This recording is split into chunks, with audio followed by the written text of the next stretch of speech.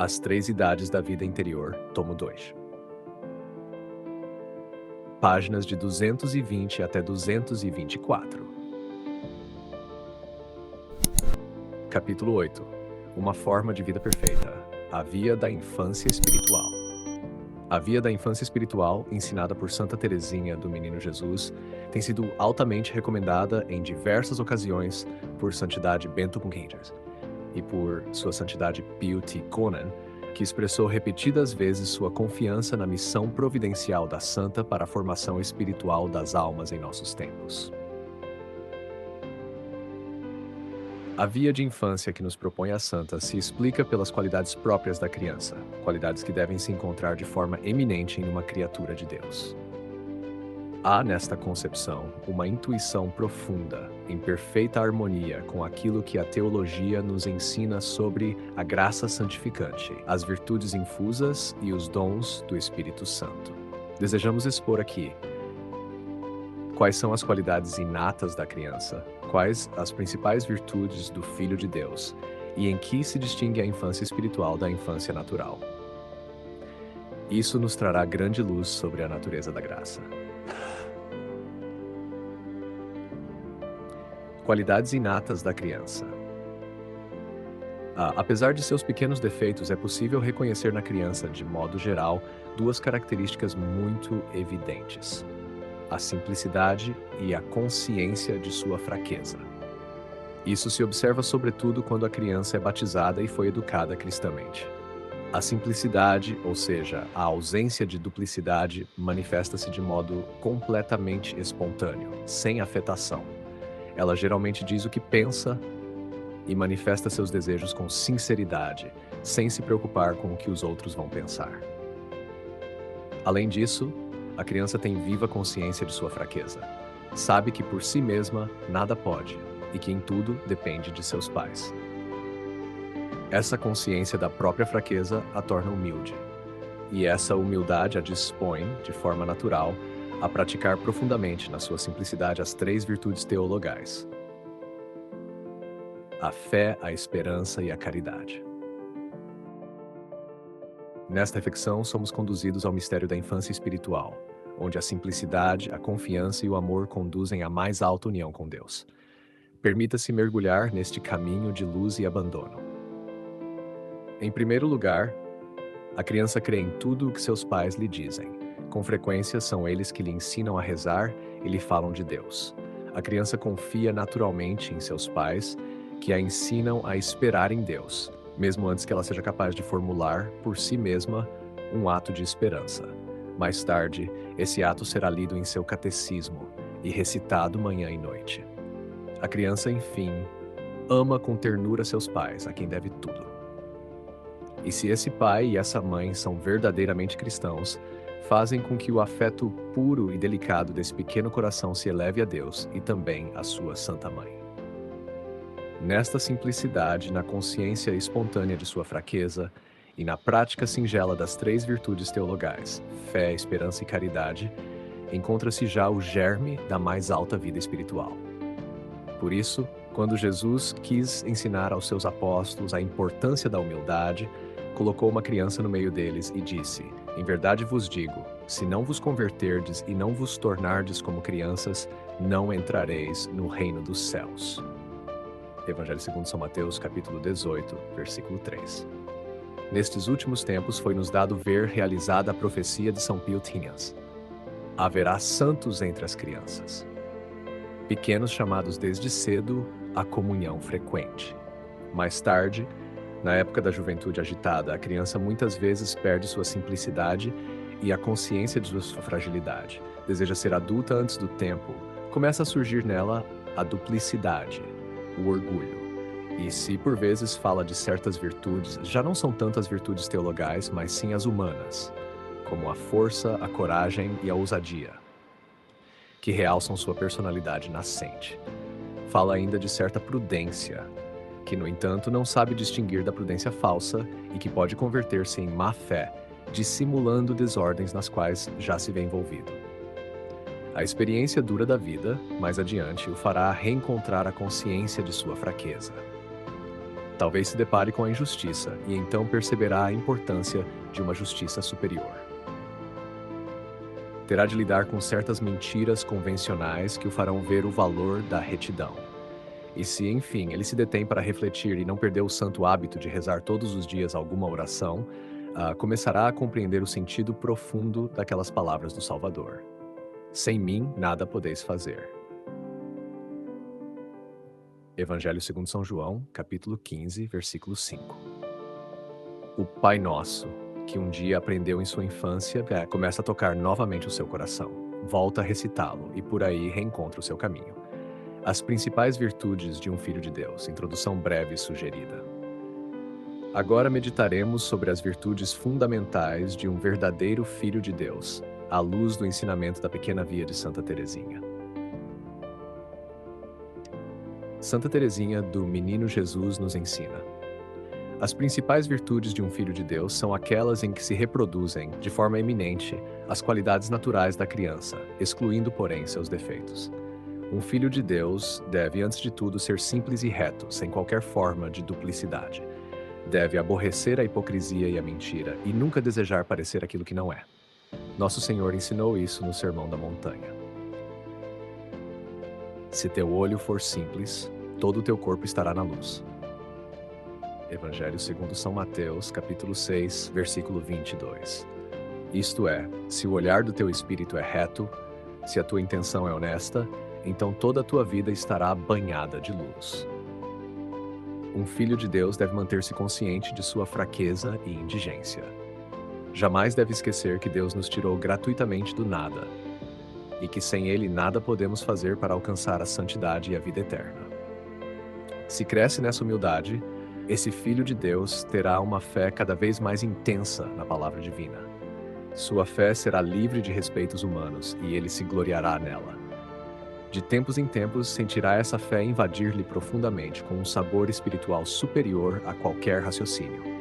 Viverá então os mistérios da salvação com profundidade, e estes lhe parecerão doces e admiráveis, como uma criança que contempla seus pais com encanto. Esse filho de Deus, se não se desvia do dever, verá a sua esperança fortalecer-se dia após dia e transformar-se em um abandono confiante à divina providência. Quanto mais fiel for aos deveres de cada instante, mais será capaz de abandonar-se ao divino beneplácito, mesmo sem conhecê-lo por completo. Os braços do Senhor, diz Santa Teresinha, são como um elevador divino que nos ergue até Ele. O Filho de Deus, enfim, ama ao seu Pai, cada vez mais. Amai-o por Ele mesmo, e não apenas por seus benefícios. Assim como um pequeno infante ama mais a sua mãe do que os carinhos que dela recebe. O Filho de Deus ama o Pai, tanto na provação quanto no dia sereno. Nos momentos difíceis, recorda em seu íntimo o dever de amar a Deus com todo o seu entendimento e de permanecer unido a Ele como um adorador em espírito e em verdade. Este último traço nos mostra que o caminho da infância espiritual exige, muitas vezes, grande coragem nas provas, assim como a virtude da fortaleza cristã, sustentada pelo próprio dom de fortaleza. É o que se vê, sobretudo, no final da vida de Santa Teresa do Menino Jesus, quando precisou atravessar aquele túnel chamado por São João da Cruz, de Noite do Espírito. Ela percorreu essas espessas trevas com uma fé admirável, um abandono perfeito e uma caridade puríssima e ardente que a conduziu à união transformante. A vida de infância, assim compreendida, concilia de modo admirável virtudes que, à primeira vista, parecem opostas: a mansidão e a fortaleza, a simplicidade e a prudência. Assim disse Jesus a seus apóstolos: Eis que vos envio como ovelhas no meio de lobos. Sede prudentes como as serpentes e simples como as pombas. Evangelho segundo São Mateus, capítulo 10, versículo 16. Devemos ser prudentes com o mundo, que tantas vezes é perverso, e fortes até o martírio, se necessário for, como se deu na Espanha e no México, nestes últimos tempos.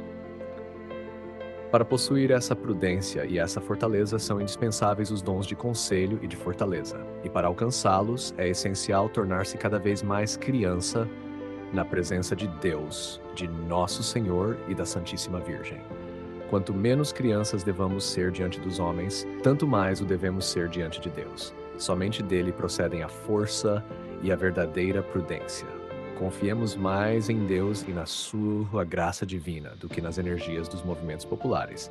E se tais forças se desviassem para os erros do comunismo ateu, devemos resistir até o martírio, depositando nossa confiança em Deus como uma criança pequenina confia na bondade de seu pai.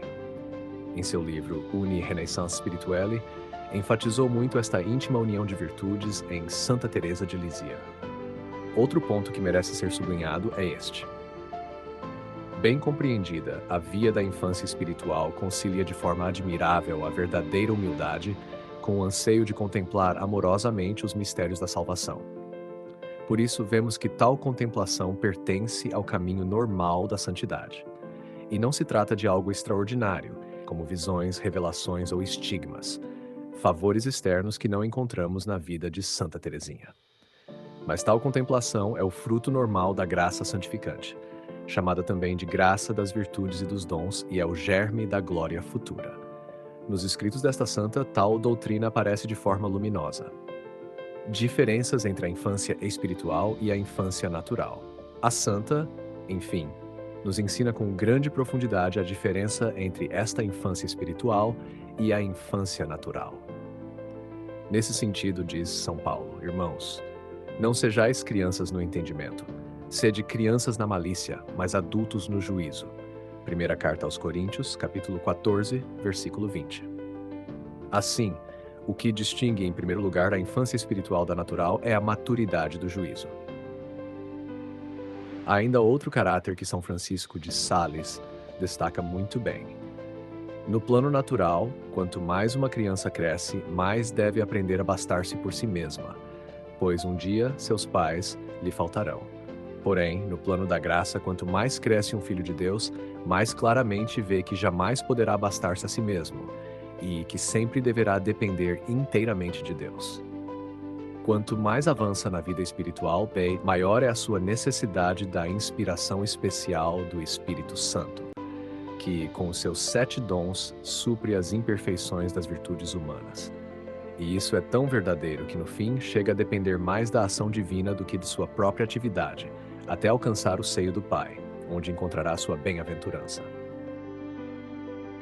A infância espiritual segundo Santa Teresa do Menino Jesus. O jovem ou a jovem, à medida que amadurecem, afastam-se de seus pais, para seguir o próprio caminho. O homem de 40 anos continua a visitar sua mãe, mas já não depende dela como outrora. Agora é ele quem a sustenta. Aquele que é filho de Deus, ao contrário, a cada dia depende mais de seu Pai Celestial, a tal ponto que não pensa em realizar coisa alguma sem ele, sem suas inspirações, sem seus conselhos. Toda a sua vida está como que envolvida na oração. Escolheu a melhor parte e 2 segundos que jamais lhe será tirada.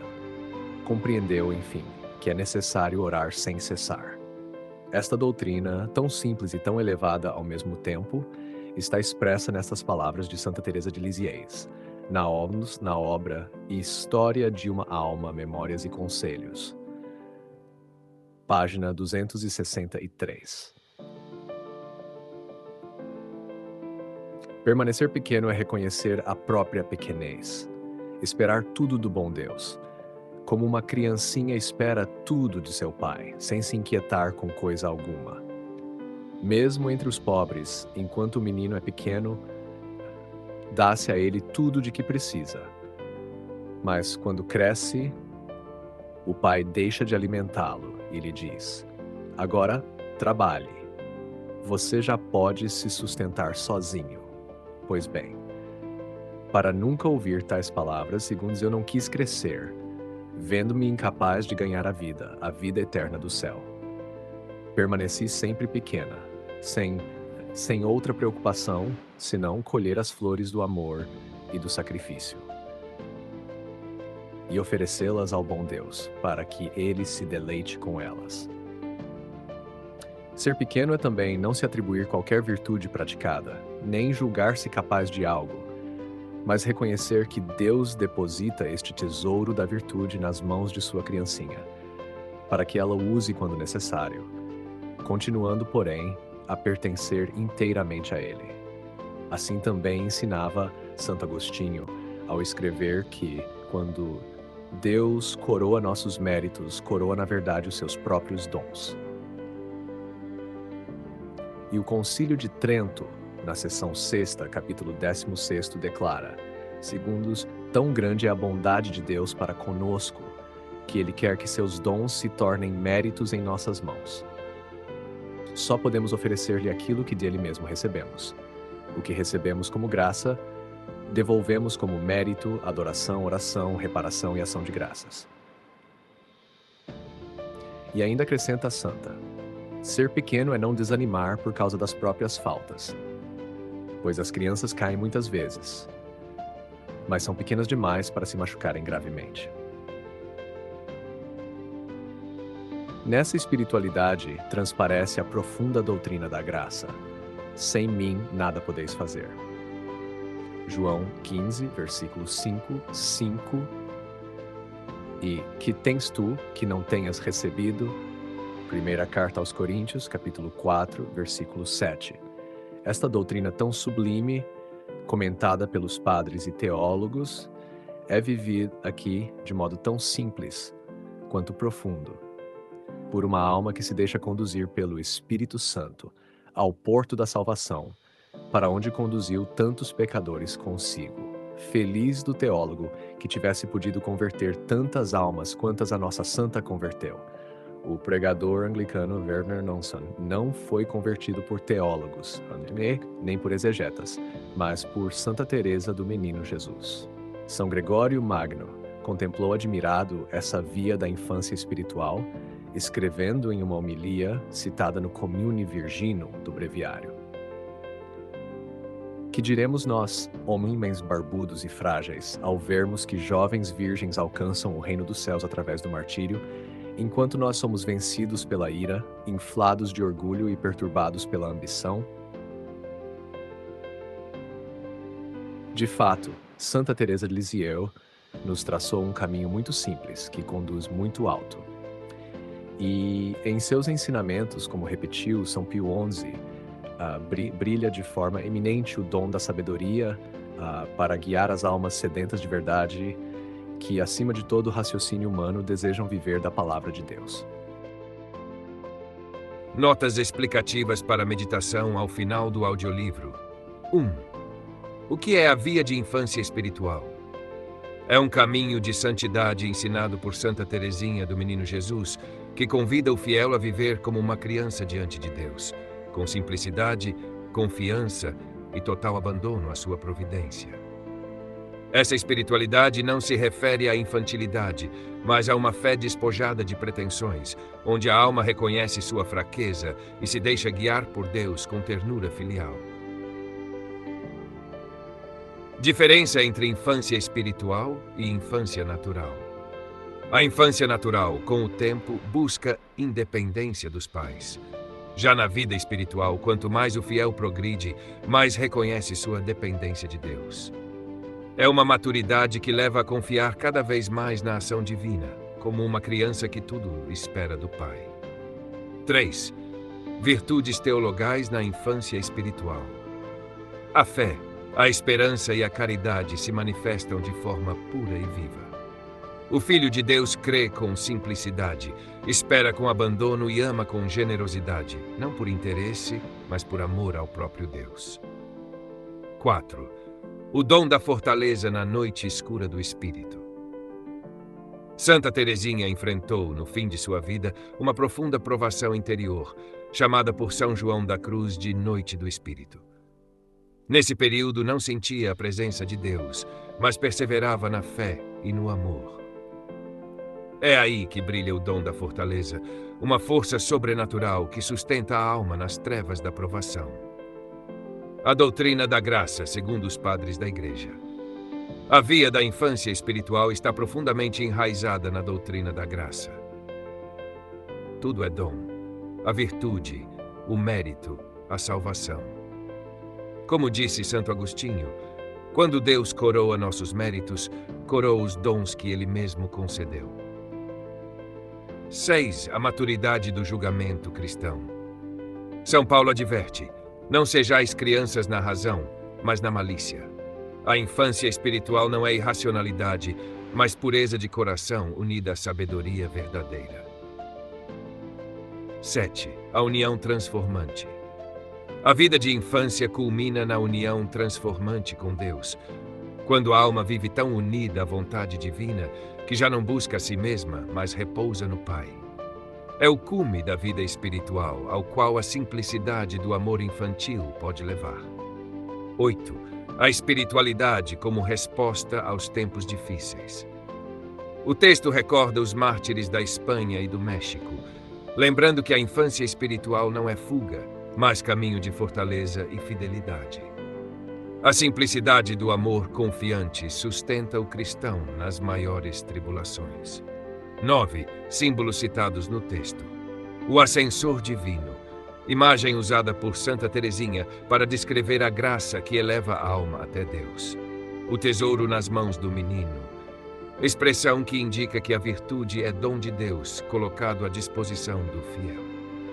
As flores do amor e do sacrifício, figura que representa as pequenas ofertas diárias feitas por amor a Deus. 10. Conversões geradas por essa via. O texto menciona o pastor anglicano Vernon Johnson, convertido ao catolicismo pela leitura da vida de Santa Teresinha. Esse testemunho mostra a força silenciosa e sobrenatural de uma espiritualidade vivida com autenticidade. 11. Referência patrística final. São Gregório Magno admira a santidade das virgens mártires diante da fraqueza dos homens adultos, dizendo: que diremos nós, barbudos e débeis, ao ver moças alcançando o céu pela espada, enquanto a ira, o orgulho e a ambição nos vencem? Essa exclamação expressa admiração e apelo à conversão para todos os que se deixam vencer pelo mundo. Queridos ouvintes, chegamos ao fim deste audiolivro e quero expressar minha profunda gratidão a todos que permaneceram conosco até aqui. Sua dedicação em acompanhar essa obra é um verdadeiro sinal de busca pela sabedoria e pelo crescimento espiritual. Que o conteúdo ouvido possa nutrir sua alma e fortalecer sua fé. Aproveito para convidá-los a explorar as playlists do canal Caminho Católico, onde vocês encontrarão outros tesouros espirituais. São obras que podem acompanhar e iluminar sua jornada, como Castelo Interior de Santa Teresa de Jesus, Confissões de Santo Agostinho, Palavras Bíblicas com o Evangelho comentado por grandes eclesiásticos, Filoteia de São Francisco de Sales, Tratado da Verdadeira Devoção à Santíssima Virgem de São Luís Maria de Montfort, A Imitação de Cristo de Tomás de Kempis e As Três Idades da Vida Interior do Padre Garrigou Lagrange. Cada uma dessas obras oferece um caminho profundo de reflexão e conversão, e espero que possam encontrar nelas a mesma riqueza espiritual que proporcionaram a tantas gerações. Nosso canal está sempre aberto para quem deseja aprender e crescer na fé. Continue nos acompanhando e compartilhando essa jornada espiritual. Mais uma vez, obrigado por sua presença e que Deus abençoe a todos.